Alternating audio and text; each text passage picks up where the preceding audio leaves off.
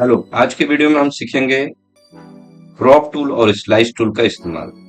Crop tool और slice tool जो है बहुत ही इम्पोर्टेंट टूल है और इन टूल्स के द्वारा हम आज इमेज में एडिटिंग करना सीखेंगे। तो आइए हम वीडियो को स्टार्ट करते हैं कि इन टूल्स का कैसे इस्तेमाल करेंगे।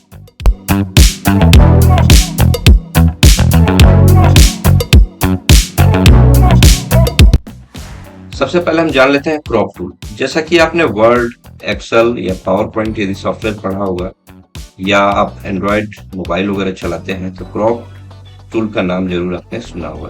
क्रॉप टूल क्या करता है कि कोई भी पिक्चर में अनवांटेड एरिया को क्रॉप करने का काम करता है और आपका जो इमेज चाहिए उसको वो रिट्राइव कराता है। सिंपली इसका भी यही काम। यहाँ पे यदि हम क्लिक करते हैं और हमको इमेज का जो खास एरिया हमको चाहिए उतना दूर इसको ड्रैग कर लेंगे तो वो हमारा क्या हो जाएगा, क्रॉप कर देगा।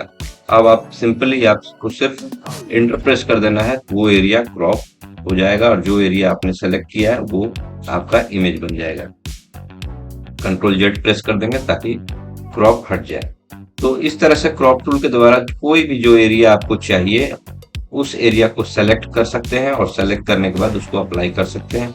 इसका सबसे ज्यादा इस्तेमाल पासपोर्ट साइज फोटो बनाने में होता है। यदि आप स्टूडियो में जाते हो, फोटो खिंचवाते हो, तो चूंकि फोटो बड़ा होता है, लंबा होता है, पूरे फुल साइज का आपका फोटो खिंचा हुआ रहता है, तो यदि पासपोर्ट साइज का या टिकट साइज का फोटो चाहिए तो क्रॉप टूल के इस्तेमाल के द्वारा इसको बनाया जाता है। तो ये काम होता है क्रॉप टूल का। अब हम आगे देखते हैं स्लाइस टूल। दोस्तों, स्लाइस टूल का फोटोशॉप में ज्यादा यूज नहीं है।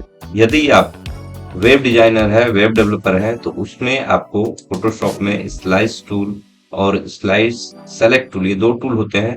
इन दोनों टूल्स का इस्तेमाल आप जानोगे। इसका इस्तेमाल है, स्लाइस टूल क्या करता है, इमेज को स्लाइस कर देता है, कट कर देता है जिस एरिया में आप सेलेक्ट करते हो। जैसे मान लीजिए ये हमने सिलेक्शन बनाया तो आपका जो यहाँ इमेज बनकर आया, टोटल 3 इमेज आया, 1, 2 और 3। ये 3 इमेज में आपका फोटो जो है डिवाइड हो गया। इसको हम आगे जानेंगे कैसे ये वर्क करता है, किस तरह से डिवाइड हुआ।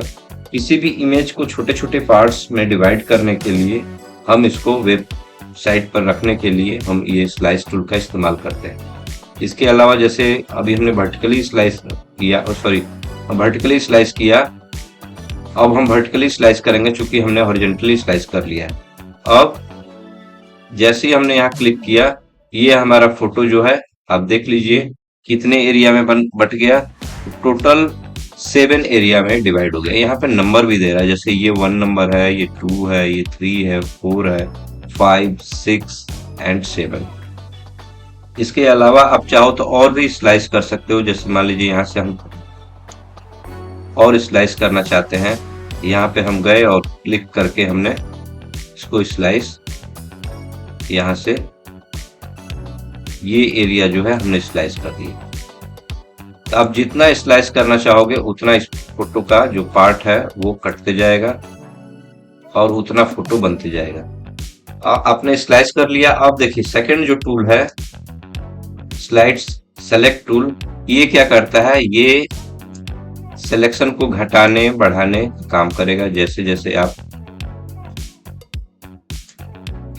सिलेक्शन को बढ़ा घटा सकते हो, मतलब कि जो आपने कटिंग किया है उसमें आप एडिटिंग का काम इसके द्वारा कर सकते हो। ठीक है, अब आइए हम देखते हैं ये जितने भी हमने स्लाइस किए हैं उसको हम कैसे इस्तेमाल करते हैं। सारे स्लाइस को आपको सिंपली करना क्या है, फाइल मेनू में जाना है और सेव फॉर वेब ऑप्शन को क्लिक कर देना है। सेव फॉर वेब ऑप्शन पे जैसे ही आप क्लिक कीजिएगा तो आपका जो आपने इमेज स्लाइस किया है, टोटल यहाँ पे इमेज दिखा रहा है आपको 13 इमेज आपने स्लाइस किया है, वो अलग अलग पार्ट सेव हो जाएगा। आपको क्या करना है, सिंपली यहाँ कोई भी ऑप्शन पे क्लिक नहीं करना है, सिंपली आपको सेव ऑप्शन पे क्लिक करके इसको सेव कर देना है। जैसे ही सेव पे कीजिएगा यहाँ लोकेशन पूछेगा, मान लीजिए हम डेस्कटॉप लोकेशन चूज कर लेते हैं और फाइल का नेम आपको जो रखना है वो इमेज फाइल का नेम रख सकते हैं। मान लीजिए फाइल का नेम हम स्लाइस रखना चाहते हैं, स्लाइस। अब आपको यहाँ कुछ नहीं करना है, सिंपली सेव बटन पे क्लिक कर देना है। आपका इमेज जो है वो स्लाइस हो गया। अब इमेज जो है स्लाइस जब हो गया तो आप उस इमेज को यदि देखना है आपको तो उसके लिए आप यहाँ मिनिमाइज कर लीजिए। हम इसको भी मिनिमाइज कर लेते हैं। अब देखिए यहाँ पर डेस्कटॉप पे आपने सेव किया था, डेस्कटॉप पे इमेज के नाम से फोल्डर यहाँ बन गया है, सॉरी स्लाइस के नाम से यहाँ फाइल बन गया है। आप इस पर डबल क्लिक कर दीजिए, ये आपका फुल इमेज दिखाएगा, बट जो फोल्डर बन गया है उसके अंदर देखिए छोटे छोटे टुकड़े के रूप में आपका सारा इमेज दिखाई देगा। देखिए सब छोटे छोटे पार्ट में आपने इमेज को जितने पार्ट में स्लाइस किया था उतने पार्ट में आपका इमेज दिखाई देना चालू हो जाएगा। सिंपली यहाँ क्लिक कर लीजिए। क्लिक करने के बाद हर एक पार्ट को हम एक्सट्रैक्ट करके देखेंगे। देखिए ये आपका इमेज,